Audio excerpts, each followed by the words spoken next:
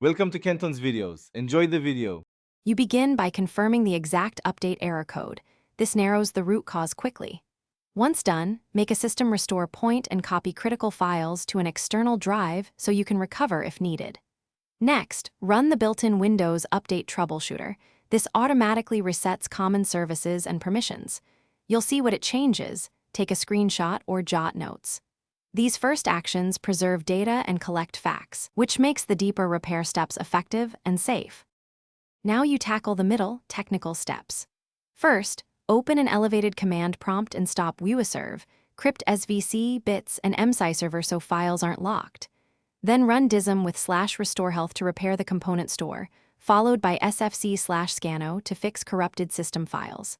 After that, delete or rename software distribution and cacheroot 2 folders to force Windows to rebuild update caches.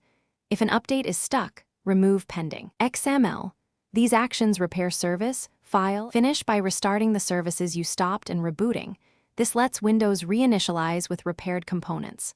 Once rebooted, run Windows Update again and install updates one at a time, so you identify a specific problematic package. Check update history to confirm success, and if an update still fails, try and in place upgrade repair or restore to the point you made earlier. If stuck, use the error code to search targeted fixes and contact support with logs. Those details speed resolution.